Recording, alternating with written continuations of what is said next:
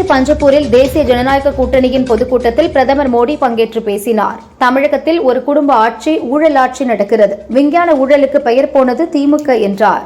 அரசு வேலை வாங்கித் தருவதாக திருச்சியைச் சேர்ந்த அமைச்சர் ஒருவர் மோசடி செய்துள்ளார். இந்த மோசடி பணம் எல்லாம் எங்கே போகிறது? ஒரு குடும்பத்துக்கு செல்கிறது, அந்த குடும்பத்தின் சொத்தாக மாறுகிறது என பிரதமர் மோடி விமர்சித்தார். திமுக ஒரு குடும்ப கட்சி, கார்ப்பரேட் கம்பெனி. இந்த தேர்தல் தான் கருணாநிதி குடும்பத்துக்கு இறுதி தேர்தல் என அதிமுக பொதுச் செயலாளர் பழனிசாமி கூறினார். திமுக ஆட்சியில் பெண்களுக்கு எதிரான குற்றங்கள் அதிகரித்துள்ளன. திமுகவை ஆட்சியில் இருந்து அகற்ற மக்கள் தயாராகிவிட்டனர். நாம் அனைவரும் இணைந்து வளமான தமிழகத்தை உருவாக்குவோம் என பிரதமர் மோடி கூறினார். ஈரான் அமெரிக்கா போர் தொடர்பான வதந்திகளை நம்பாதீர்கள். மேற்கு ஆசிய போரால் மக்கள் பயப்பட வேண்டாம். சிலிண்டர் தட்டுப்பாடு நெருக்கடியில் இருந்து மீண்டு வருவோம் என பிரதமர் மோடி பேசினார். தூத்துக்குடி மாவட்டம் விளாத்திக்குளம் அருகே 12ஆம் வகுப்பு படிக்கும் 17 வயது மாணவியை சிலர் பாலியல் பலாத்காரம் செய்து படுகொலை செய்துள்ளனர். குற்றவாளிகளை கைது செய்ய கோரி கிராம மக்கள் சாலை மறியலில் ஈடுபட்டனர். கேஸ் சிலிண்டர் தட்டுப்பாடு என்பது திமுக அரசின் நாடகம். மத்திய அரசு மீது பழி போடுவதை திமுக நிறுத்த வேண்டும் என அதிமுக முன்னாள் அமைச்சர் ராஜேந்திர பாலாஜி கூறினார். தமிழகத்துக்கும் பிரதமர் மோடிக்குமான உறவு தொப்புள் கொடி உறவு போன்றது என திருச்சி பொதுக்கூட்டத்தில் அமமுக பொதுச் செயலாளர் டிடிவி தினகரன் பேசினார். தூத்துக்குடியில் 12ஆம் வகுப்பு மாணவி பாலியல் வன்கொடுமைக்கு ஆளாக்கப்பட்டு கொலை செய்யப்பட்டுள்ளார். திமுக ஆட்சியில் குழந்தைகள், பெண்கள் அனுபவிக்கும் கொடூரமான சம்பவங்கள் குறித்து தினமும் வெளியாகும் செய்திகள் வேதனை அளிக்கிறது என அண்ணாமலை கூறியுள்ளார். தமிழக மக்களுக்கு, பெண்களுக்கு தமிழகத்தில் எந்த ஒரு இடத்தில் பாதுகாப்பு இருக்கிறது? இந்த ஒரு கேள்விக்கு பதில் சொல்ல தெம்பு, திராணி முதல்வர் ஸ்டாலினுக்கு உண்டா என அதிமுக சரமாரியாக கேள்வி எழுப்பியுள்ளது. தூத்துக்குடியில் எதிர்கால கனவுகளை சுமந்து பொதுத் தேர்வு எழுதிக் கொண்டிருந்த +2 மாணவி பாலியல் வன்கொடுமைக்கு ஆளாக்கப்பட்டு படுகொலை செய்யப்பட்டிருக்கிறார்.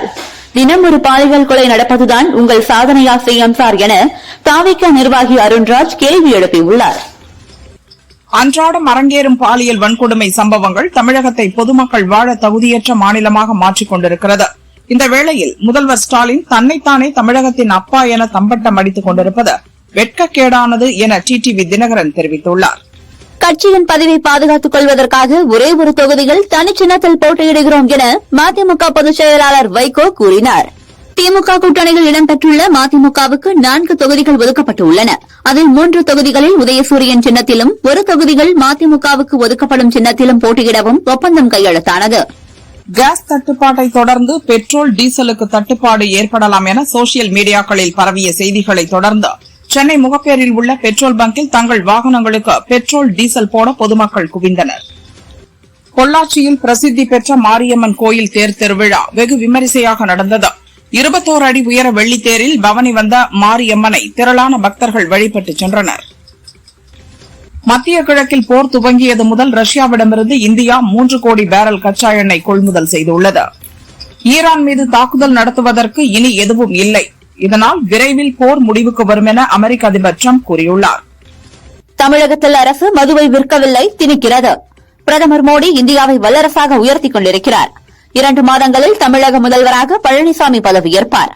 என்டிஏ ஆட்சி தமிழகத்தில் மலரும் என பாமக தலைவர் அன்புமணி கூறினார். தேசிய ஜனநாயக கூட்டணியின் பொதுக்கூட்டத்தில் பங்கேற்பதற்காக கேரளாவில் இருந்து தனி விமானம் மூலம் பிரதமர் மோடி திருச்சி விமான நிலையம் வந்தார். அவரை அதிமுக பொதுச் செயலாளர் மற்றும் கூட்டணி கட்சி தலைவர்கள் வரவேற்றனர். திருச்சி பஞ்சப்பூரில் நடந்த அரசு நிகழ்ச்சியில் 5655 கோடி ரூபாய் மதிப்பிலான பல்வேறு திட்டங்களை துவக்கி வைத்த பிரதமர் மோடி புதிய திட்டங்களுக்கும் அடிக்கல் நாட்டினார். அருமையான இந்த திருச்சி மாநகருக்கு வந்திருப்பது எனக்கு மிகுந்த மகிழ்ச்சி அளிக்கிறது. தமிழகத்தின் வளர்ச்சிக்கும் எதிர்காலத்திற்கும் இன்றைய நாள் முக்கியமானதாகும் என பிரதமர் மோடி கூறினார். மேம்பட்ட தமிழகத்தை உருவாக்குவதே எங்களின் இலக்கு. தமிழகத்தின் வளர்ச்சிக்காக அயராது பாடுபடுகிறோம், தொடர்ந்து பாடுபடுவோம் என திருச்சியில் நடைபெற்ற அரசு விழாவில் பிரதமர் மோடி உரையாற்றினார். குழாய் மூலம் எரிவாயு கொண்டுவரும் திட்டத்தினால் ஈரோடு, நீலகிரியில் வேலைவாய்ப்பு அதிகரிக்கும். 3700 கோடி ரூபாய் மதிப்பிலான திட்டத்தால் 9 லட்சம் குடும்பங்கள் பயனடையும் என திருச்சியில் நடந்த நிகழ்ச்சியில் பிரதமர் மோடி பேசினார். அதிமுகவுடன் தொகுதி பங்கீடு குறித்து இதுவரை பேச்சுவார்த்தை தொடங்கவில்லை என பாஜக தமிழக தேர்தல் பொறுப்பாளர் பியூஷ் கோயல் தெரிவித்தார். கேஸ் சிலிண்டர் தட்டுப்பாட்டால் தமிழகத்தின் பல இடங்களில் ஹோட்டல்கள் மூடப்பட்டு வருகின்றன. இது தொடர்பாக ஹோட்டல் சங்க நிர்வாகிகளுடன் தலைமைச் செயலகத்தில் உணவுத்துறை அமைச்சர் சக்கரபாணி ஆலோசனை நடத்தி வருகிறார். தமிழகத்தில் அனைத்து பயன்பாடுகளுக்குமான சிலிண்டர்கள் தடையின்றி கிடைப்பதை உறுதி செய்ய வேண்டும். மேற்காசியாவில் சிக்கித் தவிக்கும் தமிழர்களுக்கு சிறப்பு விமானங்களை ஏற்பாடு செய்ய வேண்டும் என பிரதமர் மோடிக்கு முதல்வர் ஸ்டாலின் கடிதம் எழுதியுள்ளார். தமிழகத்தில் நடக்கப் போவது சட்டசபை தேர்தல். டெல்லிக்கும் தமிழகத்துக்கும் போட்டி அல்ல. இதை மறந்து ஸ்டாலின் பேசி வருகிறார் என திருச்சி கூட்டத்தில் அதிமுக பொதுச் செயலாளர் பழனிசாமி பேசினார். துபாய் விமான நிலையத்தை குறிவைத்து இன்று மீண்டும் ஈரான் ட்ரோன் தாக்குதல் நடத்தியுள்ளது. இதில் 4 பேர் படுகாயமடைந்துள்ளனர். என்டிஏ கூட்டணிக்கு தாவேக தலைவர் விஜய் வருவாரா என்ற கேள்விக்கு பதிலளித்த மத்திய அமைச்சர் எல் முருகன், எங்கள் கூட்டணிக்கு எல்லாரும் வருவார்கள் என்றார். கொள்கைகள் கோட்பாடு இல்லாத ஒரு மனிதர் விஜய். 1996இல் எனக்கும் தான் கூட்டம் கூடியது, அனைவருக்கும் தான் கூட்டம் வரும், கூட்டத்தை வைத்து தீர்மானிக்க முடியாது என சரத்குமார் தெரிவித்தார். ஈரானின் உச்ச தலைவராக தேர்வு செய்யப்பட்ட முஜ்தபா கமேனிக்கு ஆதரவு தெரிவித்துள்ள வடகொரியா ஈரான் மீதான அமெரிக்கா மற்றும் இஸ்ரேல் தாக்குதலுக்கு கண்டனம் தெரிவித்துள்ளது. ஈரானின் புதிய உச்ச தலைவர் முஜ்தபா கமேனி நலமுடன் பாதுகாப்பாக இருக்கிறார் என அந்நாட்டு அதிபரின் மகன் யூசப் பெசேஷ்கியன் கூறியுள்ளார். தமிழகத்தில் என்டிஏ கூட்டணி வென்று இபிஎஸ் தலைமையிலான கூட்டணி ஆட்சி அமையும். இது திமுக அரசை அகற்றுவதற்கான தேர்தல் என தமிழக பாஜக மேலிட பொறுப்பாளர் பியூஷ் கோயல் கூறியுள்ளார். திமுகவை வீட்டுக்கு அனுப்ப மக்கள் உறுதி செய்யும் கூட்டமாக திருச்சி கூட்டம் இருக்கும் என மத்திய அமைச்சர் எல் முருகன் தெரிவித்தார். திமுகவுக்கு வந்த கூட்டத்தை விட 2 மடங்கு மக்கள் கூட உள்ளனர் என்றார். கேஸ் சிலிண்டர் தட்டுப்பாட்டிற்கு தீர்வு காண வலியுறுத்தி லோக்சபாவில் எதிர்க்கட்சி எம்பிக்கள் கடும் அமளியில் ஈடுபட்டனர். இதனால் அவை ஒத்திவைக்கப்பட்டுள்ளது. சென்னையில் எல்பிஜி கிடைப்பதில்லை. இது தொடர்பாக அரசு நடவடிக்கை எடுக்க வேண்டும் என ஆட்டோ ஓட்டுநர்கள் வலியுறுத்தியுள்ளனர். வணிக சிலிண்டர் தட்டுப்பாடு காரணமாக சென்னையில் பல தேநீர் கடைகளில் ஒரு டீயின் விலை ரூபாய் 12 ரூபாய் 15 உயர்த்தப்பட்டுள்ளது. இதனால் தேநீர் பிரியர்கள் அதிர்ச்சியடைந்துள்ளனர். செங்கல்பட்டு மாவட்டம் மதுராந்தகம் அருகே 14 வயது சிறுமியை தூக்கி சென்று பாலியல் வன்கொடுமை செய்த வழக்கில் திருவேற்காட்டைச் சேர்ந்த ரவுடி காக்கா பாலாஜி மற்றும் தாமு என்கிற தாமோதர பெருமாளை போலீசார் கைது செய்துள்ளனர். கேஸ் தட்டுப்பாட்டை மேலே இருக்கும் மோடிஜி பார்த்துக் கொள்வார் என செல்லூர் ராஜு தெரிவித்தார். தோழமை என்பது கடைசி நிமிடத்தில் கூட மாறும். விஜய் மட்டுமல்ல, யார் வந்தாலும் தோளில் தூக்கி கொண்டாடுவோம் என்றார். இஸ்ரேல் ஈரான் நாடுகளில் உணவின்றி சிக்கி தவிக்கும் தமிழர்களை மீட்க விரைந்து நடவடிக்கை எடுக்க வேண்டும் என நாதக்க தலைமை ஒருங்கிணைப்பாளர் சீமான் வலியுறுத்தியுள்ளார். தேசிய ஜனதா கூட்டணியின் பொதுக்கூட்டத்தில் பங்கேற்க பிரதமர் மோடி திருச்சி வந்தடைந்தார். விமான நிலையத்தில் கூடியிருந்த தொண்டர்கள் அவருக்கு உற்சாக வரவேற்பு வழங்கினர். சிவகங்கை எம்பி கார்த்தி சிதம்பரம் அவர்கள் அலுவலகத்தில் பெட்ரோல் குண்டு வீசப்பட்டிருப்பது கண்டனத்திற்குரியது. கருத்தை கருத்தால் மட்டுமே எதிர்கொள்ள வேண்டும், வன்முறையால் அல்ல என காங்கிரஸ் எம்பி ஜோதிமணி கூறியுள்ளார். நல்லா இருந்த குடும்பத்தை பிரித்து இந்த நிலைக்கு கொண்டு வந்தது திமுக தான். நம் கட்சிதான் என் குடும்பம், நம் கட்சிக்குள் குழப்பம் ஏற்படுத்தியது திமுக தான் என அன்புமணி தெரிவித்துள்ளார். கரூர் துயர சம்பவத்தில் சிபிஐ சம்மன் அனுப்பியிருப்பது எனக்கு ஆச்சரியமாக இருக்கிறது. பாதிக்கப்பட்ட நபர்களை மருத்துவமனைக்கு சென்று நான் பார்த்தது போல அனைத்து அரசியல் கட்சி நிர்வாகிகளும் சந்தித்தனர். எனக்கு சம்மன் வந்தது போல அனைவருக்கும் சம்மன் வருமா என்று செந்தில் பாலாஜி கேள்வி எழுப்பியுள்ளார். மதுராந்தகம் அருகே 14 வயது சிறுமி கூட்டு பாலியல் வன்கொடுமை செய்யப்பட்ட சம்பவத்திற்கு பாமக தலைவர் அன்புமணி கண்டனம் தெரிவித்துள்ளார். திமுக ஆட்சியில் பெண்களும் குழந்தைகளும் வாழ தகுதியற்ற மாநிலமாக தமிழகம் மாறிவிட்டது என்றும் கூறியுள்ளார். பழனிசாமியுடன் தமிழகத்தின் எதிர்காலம் குறித்தும் ஊழல் நிறைந்த திமுக அரசை அகற்றுவது குறித்தும் விவாதித்தோம் என மத்திய அமைச்சர் பியூஷ் கோயல் தெரிவித்தார். திமுகவை வீழ்த்த எல்லாரும் ஒன்றாக இருக்க வேண்டும் என்ற எண்ணத்தோடு உள்ளோம் என முன்னாள் அமைச்சர் கடம்பூர் ராஜு தெரிவித்தார். இதில் விஜய்தான் முடிவு செய்ய வேண்டும் என்றார். நான் முதல்வன் திட்டம் மூலம் யுபிஎஸ்சி தேர்வுகளில் வெற்றி பெறுபவர்களின் எண்ணிக்கையை அதிகரிக்க பல்வேறு நடவடிக்கைகளை எடுத்தோம் என ஸ்டாலின் தெரிவித்தார். நாம் எடுத்த முயற்சிகளுக்கு பலன் கிடைக்க ஆரம்பித்துள்ளது எனவும் கூறினார். பாஜகவுடன் திமுக கூட்டணியாக இருந்தபோது திமுகவின் தலைமையை மாற்றியதா, திமுகவை அபகரித்ததா என உதயகுமார் கேட்டார். அப்போது ஸ்டாலின் துபாயில் இருந்தாரா என அதிமுக தலைமை இபிஎஸ்ஐ மாற்றப்போவதாக கூறப்படுவதாக குறித்த கேள்விக்கு உதயகுமார் பதில் அளித்தார். என்டிஏ கூட்டணிக்கு விஜய் வருகிறாரா என்ற கேள்விக்கு பதிலளித்த பாஜக நிர்வாகி சரத்குமார், எனக்கு அப்படி ஏதும் தெரியவில்லை என்றார். யுபிஎஸ்சி தேர்வுகளில் தமிழகத்திலிருந்து மொத்தமாக 60 பேர் தேர்ச்சி பெற்றனர். அதில் அரசின் நான் முதல்வன் திட்டத்தின் மூலம் 56 பேர் தேர்ச்சி பெற்றதாக முதல்வர் ஸ்டாலின் தெரிவித்தார். யுபிஎஸ்சி தேர்வில் வெற்றி பெற்றவர்களுக்கு ஸ்டாலின் பாராட்டு தெரிவித்தார். கோவையில் மதிய உணவில் பள்ளி விழுந்து அரசு பள்ளி மாணவர்கள் 43 பேர் மருத்துவமனையில் அனுமதிக்கப்பட்ட செய்தி மிகுந்த அதிர்ச்சியும் வருத்தமும் அளிக்கிறது என பழனிசாமி தெரிவித்துள்ளார். பள்ளி மாணவர்கள் ஆரோக்கியத்தில் தமிழக அரசுக்கு அக்கறை இல்லை என்றார். 10ஆம் வகுப்பு பொதுத் தேர்வு எழுதும் மாணவ மாணவியர்களுக்கு நயினார் நாகேந்திரன் வாழ்த்து தெரிவித்துள்ளார். உங்கள் பல மாத உழைப்பிற்கு வடிகாலாக அமையப்போகும் தேர்வை எவ்வித பதற்றமுமின்றி பயமுமின்றி மனதை ஒருநிலைப்படுத்தி எதிர்கொள்ளுமாறு அறிவுறுத்தியுள்ளார். 10ஆம் வகுப்பு பொதுத் தேர்வு எழுதும் மாணவ மாணவியர்களுக்கு அண்ணாமலை வாழ்த்து தெரிவித்துள்ளார். தன்னம்பிக்கையுடன் தேர்வை எதிர்கொள்ளுங்கள், சிறப்பாக தேர்வெழுதி வெற்றி பெற நல்வாழ்த்துகள் என கூறியுள்ளார். காரைக்குடியில் கார்த்தி சிதம்பரம் எம்பி அலுவலகம் மீது பெட்ரோல் குண்டு வீசி தாக்குதல் நடத்தப்பட்டது. ஆளும் கூட்டணி தலைவரின் அலுவலகத்தையே பாதுகாக்க திமுக அரசால் முடியவில்லையா என பாமக தலைவர் அன்புமணி கேள்வி எழுப்பியுள்ளார். நாங்கள் ஆட்சியில் இருந்திருந்தால் குறைந்தது 6 மாதங்களுக்கு போதுமான பெட்ரோலிய இருப்பை உருவாக்கியிருப்போம் என முன்னாள் பெட்ரோலிய அமைச்சர் வீரப்ப மொய்லி கூறியுள்ளார். எரிபொருளை மிச்சப்படுத்த இரவு 8 மணிக்கு மேல் பெட்ரோல் பங்குகளை மூடினால் சரியாக இருக்கும் என அவர் 2013 சொன்ன கருத்தை வைத்து நெட்டிசன்கள் விமர்சித்து வருகின்றனர். லோக்சபாவில் எம்பிக்களாக இருக்கும் 2 பேர் அரசு சம்பளத்தை ஏற்க மறுத்து முன்மாதிரியாக திகழ்கின்றனர். பல ஆயிரம் கோடிகளின் சொந்தக்காரர்களில் ஒருவர் பாரதிய ஜனதாவின் நவீன் ஜிண்டால், மற்றொருவர் காங்கிரசின் அகோம்சா பிமோல் அகோஜம். பிரதமர் மோடி இன்று திருச்சி வருகிறார். அங்கு நடக்கும் அரசு நிகழ்ச்சியில் 5650 கோடி ரூபாய் மதிப்பிலான பல்வேறு திட்டங்களை துவக்கி வைக்கிறார். மக்கள் ஆதரவை பார்த்து திமுக பதற்றமடைந்துள்ளதென பிரதமர் மோடி தெரிவித்துள்ளார். தமிழக மக்கள் காட்டிய அன்பை விவரிக்க வார்த்தைகள் போதாது, இந்நன்றியை சொல்லவும் வார்த்தைகள் போதாதென முன்னாள் கவர்னர் ரவி கூறியுள்ளார். ஒரு நாளைக்கு 1000 ரூபாய் சம்பாதிக்கும் அளவுக்கு பெண்களுக்கான வேலைவாய்ப்புகளை உருவாக்கி கொடுத்தால் மகளிர் உரிமை தொகை எல்லாம் அவசியமே இல்லை என்பதில் டவுட்டே இல்லை என சீமான் தெரிவித்தார். குடும்பம், நட்பு என எல்லாவற்றையும் விட்டுவிட்டுத்தான் முழு நேரமாக அரசியலில் இறங்கியுள்ளேன் என விஜய் தெரிவித்தார். தாவேகாவின் தேர்தல் அறிக்கை எல்லா தரப்பிடமும் வரவேற்பை பெற்றுள்ளது என்றார். காரைக்குடியில் அமைந்துள்ள சிவகங்கை தொகுதி எம்பி கார்த்தி சிதம்பரம் அலுவலகத்தில் மர்ம நபர்கள் பெட்ரோல் குண்டு வீசியதால் பரபரப்பு.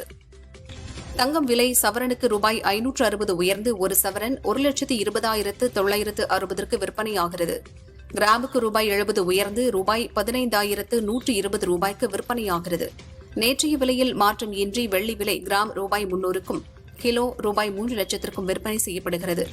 10ஆம் வகுப்பு பொதுத் தேர்வை எழுதவுள்ள மாணவர்களுக்கு பள்ளிக்கல்வி அமைச்சர் மகேஷ் வாழ்த்து தெரிவித்துள்ளார். பயமோ பதற்றமோ இருக்கக்கூடாது. காலாண்டு அரையாண்டு தேர்வுகளைப் போலவே இதுவும் ஒரு தேர்வுதான் என்றெண்ணி மகிழ்ச்சியுடன் தேர்வறைக்குள் செல்லுங்கள் என கூறியுள்ளார். தேனி கம்பம் அருகே முல்லைப் பெரியாற்றில் தாய் தந்தையருடன் ஆற்றில் குளிக்கச் சென்ற 13 வயது சிறுவன் தவசி நீரில் மூழ்கி பரிதாபமாக இறந்தார். மேற்கு வங்க மாநிலத்தின் புதிய கவர்னராக நியமிக்கப்பட்டுள்ள RN ரவி சென்னை கவர்னர் மாளிகையிலிருந்து புறப்பட்டார். அவருக்கு தமிழக போலீசார் சார்பில் மரியாதை அளிக்கப்பட்டது. சென்னையில் வடபழனி, கோடம்பாக்கத்தில் ஆட்டோ கேஸ் நிலையங்கள் மூடப்பட்டுள்ளன. இதேபோன்று கோவை உக்கடத்திலும் LPG நிலையம் மூடப்பட்டதால் வாடிக்கையாளர்கள் ஏமாற்றமடைந்தனர்.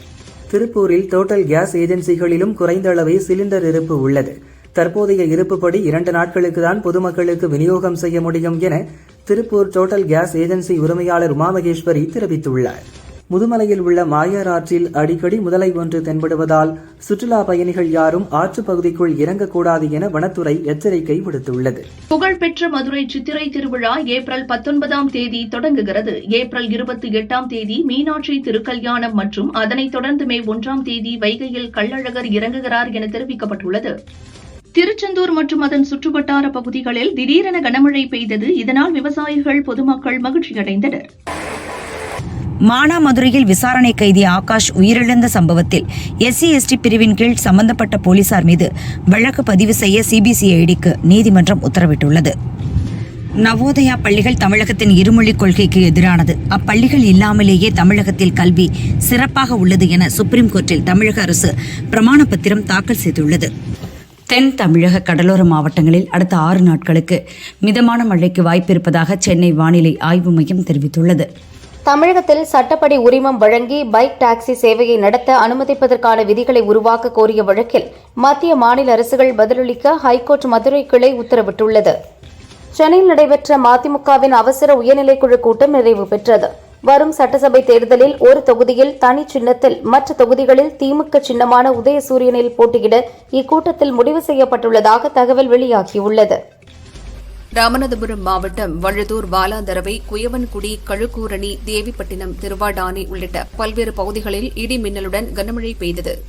சுவிட்சர்லாந்தில் பயணிகளுடன் சென்ற பஸ் திடீரென தீப்பிடித்ததில் 6 பேர் உடல் கருகி பரிதாபமாக இறந்தனர். 3 பேர் படுகாயங்களுடன் கவலைக்கிடமாக உள்ளனர். சேலம் மாவட்டம் வீரகனூர் அருகே லத்துவாடி கிராமத்தில் அடுத்தடுத்த 6 வீடுகளின் பூட்டை உடைத்து 12 சவரன் தங்க நகைகள், வெள்ளிப் பொருட்கள் மற்றும் 1,70,70,000 பணம் ஆகியவற்றை மர்ம நபர்கள் திருடிச் சென்றனர். ஒடிசாவின் கந்தமால் மாவட்டத்தில் உள்ள புல்பானி போலீஸ் ஸ்டேஷனில் 7 பெண்கள் உட்பட 100 நக்சல்கள் சரணடைந்தனர். ஆயுதங்கள், வெடிமருந்துகள் மற்றும் துப்பாக்கிகளையும் ஒப்படைத்தனர்.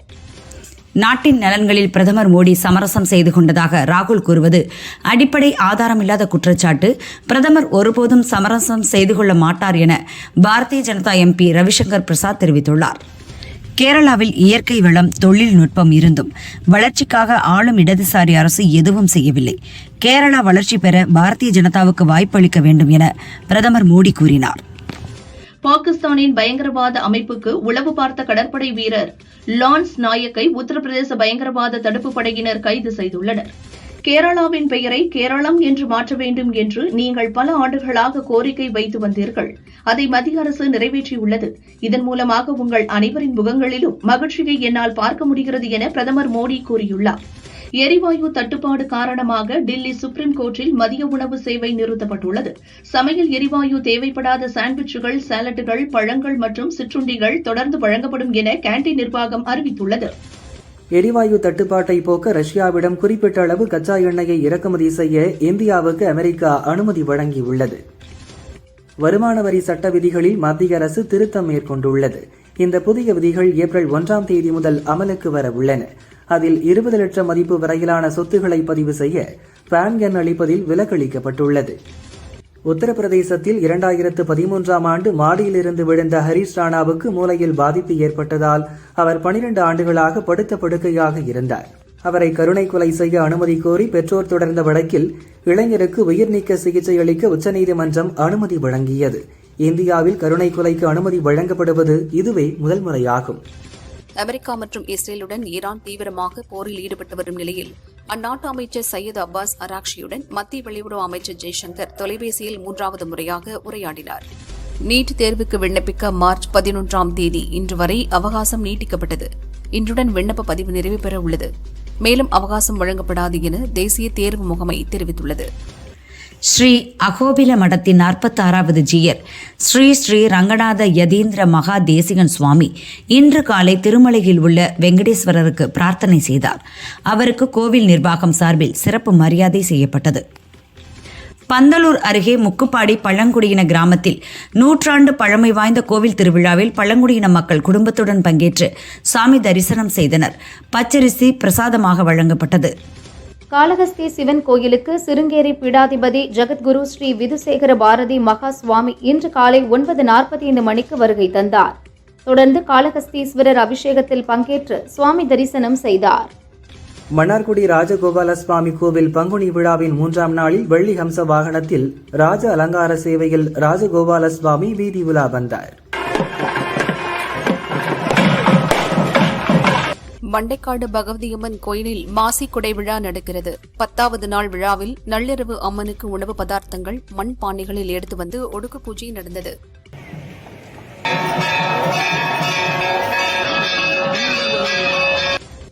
ஹார்முஸ் ஜலசந்தியில் கண்ணி வெடி வைக்கும் வேலையில் ஈடுபட்ட 16 ஈரான் படகுகள் அழிக்கப்பட்டன என அமெரிக்க படை மத்திய தலைமையகம் தெரிவித்துள்ளது. வைத்த கண்ணிவெடிகளை அகற்றாவிட்டால் ஈரானுக்கு இதுவரை இல்லாத வகையில் ராணுவ நடவடிக்கைகள் மூலம் கடும் பதிலடி கொடுக்கப்படும் என ட்ரம்ப் எச்சரித்துள்ளார். அமெரிக்காவில் ரிலையன்ஸ் நிறுவனத்தின் 27,58,000 கோடி ரூபாய் முதலீட்டுடன் கூடிய எண்ணெய் சுத்திகரிப்பு நிலையம் டெக்சாஸ் மாநிலத்தில் அமைய உள்ளது. அமெரிக்காவில் சுத்திகரிப்பு நிலையம் அமைக்கப்படுவது 50 ஆண்டுகளில் இதுவே முதல் முறை என அதிபர் ட்ரம்ப் கூறியுள்ளார். இஸ்ரேல் நடத்தும் தாக்குதலால் லெபனான் நாட்டில் ஒரே நாளில் 1 லட்சம் பேர் இடம்பெயர்ந்தனர். தொடர் வான்வெளி தாக்குதலுக்கு அச்சமடைந்த லெபனான் மக்கள் அவசரமாக வெளியேறுகின்றனர். வடகொரியா தனது கடற்படை பலத்தை நிரூபிக்கும் வகையில் புதிய போர்க்கப்பலான சோஹைஹோன் டெஸ்ட்ராயரிலிருந்து ஏவுகணை சோதனை நடத்தியுள்ளது. அமெரிக்கா தென்கொரியாவின் கூட்டு பயிற்சியை கண்டிக்கும் வகையில் இந்த ஏவுகணை சோதனை நடத்தப்பட்டுள்ளதாக அந்நாட்டு அரசு தெரிவித்துள்ளது. ஐதராபாத்திலிருந்து தாய்லாந்து சென்ற ஏர் இந்தியா விமானத்தின் டயர் வெடித்து விபத்து ஏற்பட்டுள்ளது. இந்த விபத்தால் புக்கெட் விமான நிலையம் தற்காலிகமாக மூடப்பட்டுள்ளது. துபாய் விமான நிலையத்தை குறிவைத்து இன்று மீண்டும் ஈரான் ட்ரோன் தாக்குதல் நடத்தியுள்ளது. இதில் 4 பேர் படுகாயமடைந்துள்ளனர். உலகக்கோப்பை கால்பந்து போட்டி ஜூன் 11ஆம் தேதி முதல் ஜூலை 19ஆம் தேதி வரை அமெரிக்கா, கனடா, மெக்சிகோ ஆகிய 3 நாடுகளில் நடக்கிறது. இதில் பங்கேற்க ஈரான் அணி அமெரிக்கா வருவதற்கு அனுமதி அளிக்கப்படும் என ட்ரம்ப் உறுதியளித்தார். ஹார்முஸ் ஜலசந்தி அருகே தாய்லாந்து கொடியுடன் சென்ற சரக்கு கப்பல் மீது தாக்குதல் நடத்தப்பட்டதாக தகவல் வெளியாகியுள்ளது. சேதமடைந்த கப்பலில் இருந்த 23 பணியாளர்கள் வெளியேற்றப்பட்டதாக தாய்லாந்து ஊடகங்கள் தெரிவித்துள்ளன. சட்டசபை தேர்தல் காரணமாக ஐபிஎல் கிரிக்கெட்டின் சிஎஸ்கே அணி விளையாடும் போட்டிகள் சேப்பாக்கத்துக்கு பதில் ராஞ்சி மைதானத்திற்கு மாற்றப்படுவதாக வெளியான தகவலில் உண்மையில்லை என சிஎஸ்கே அணியின் சிஇஓ காசி விஸ்வநாதன் தெரிவித்துள்ளார். சிரஞ்சீவியின் மனசங்கர வரப்பிரசாத் காரு படத்தை இயக்கிய அனில் ரவிபுடி அடுத்த நடிகர் வெங்கடேஷை வைத்து புதிய படம் இயக்கி வருகிறார். இதற்கடுத்து அனிமேஷன் படம் ஒன்றை இயக்க உள்ளாராம். இதற்கான வேலையிலும் இறங்கியுள்ளார் அனில் ரவிபுடி. இதனை ஜனநாயகன் டாக்ஸிக் படத்தை தயாரித்த கேவிஎன் நிறுவனம் தயாரிக்கிறது. தெலுங்கில் சிவ நிர்வாணா இயக்கி வரும் இருமுடி படத்தில் ஐயப்ப சுவாமி பக்தராக நடித்து வருகிறார் ரவி தேஜா. அவருக்கு ஜோடியாக பிரியா பவானி சங்கர் நடிக்கிறார். இருவர் சம்பந்தப்பட்ட காட்சிகள் கிட்டத்தட்ட படமாக்கப்பட்ட நிலையில் நடிகை தமன்னாவும் இப்படத்தில் இணைந்துள்ளார். விரைவில் தமன்னாவின் காட்சிகளை படமாக்க உள்ளனர். நடிகர் ரவிமோகன் மனைவி ஆர்த்தியை பிரிந்து வாழ்கிறார். இதை வைத்து அவ்வப்போது விமர்சனங்கள் வரும். ரவி வெளியிட்ட பதிவில், நான் அமைதியாக என் வாழ்க்கையை உருவாக்கிக் கொண்டிருக்கிறேன். பெண்கள் தான் எப்போதும் சரியானவர்கள் என எண்ண வேண்டாம். ஆண்களே பெரிதும் பாதிக்கப்பட்டவர்கள். ஒரு நாள் நான் செய்த தியாகங்களை புரிந்து கொள்வீர்கள். தயவு செய்து ஒரு ஆணை நிம்மதியாக வாழ விடுங்கள். உங்கள் இழிவான எண்ணங்களை உங்களிடமே வைத்துக் கொள்ளுங்கள். நான் மீண்டும் என் பாதையில் பயணிக்கச் செல்கிறேன் என பதிவிட்டுள்ளார். தயாரிப்பாளர், இயக்குனர், இசையமைப்பாளர் தக்காளி சீனிவாசன் நாளைய மனிதன், ஜென்ம நட்சத்திரம், அதிசய மனிதன் போன்ற படங்களை தயாரித்துள்ளார். கமலின் சூரசம்ஹாரம் படத்தில் எதிர்மறை கதாபாத்திரத்திலும் நடித்துள்ளார். பெங்களூருவில் வசிக்கும் இவர் உடல்நலக்குறைவு காரணமாக நேற்று காலமானார். அவரது இறுதி சடங்குகள் இன்று மாலை நடைபெறுகிறது. கர படத்தை தொடர்ந்து ராஜ்குமார் பெரியசாமி இயக்கத்தில் தனது 55வது படத்தில் நடித்து வருகிறார் நடிகர் தனுஷ். இதில் சாய் பல்லவி, ஸ்ரீலீலா என இரு நாயகிகள் நடிக்கின்றனர். அடுத்து லப்பர்பந்து இயக்குனர் தமிழரசன் பச்சமுத்து இயக்கத்தில் உருவாகும் படத்தில் தனுஷின் ஜோடியாக ருக்மணி வசந்த் ஒப்பந்தமாகியுள்ளார். இவர் ஏற்கனவே தமிழில் ஏஎஸ் மதராசி படங்களில் நடித்துள்ளார்.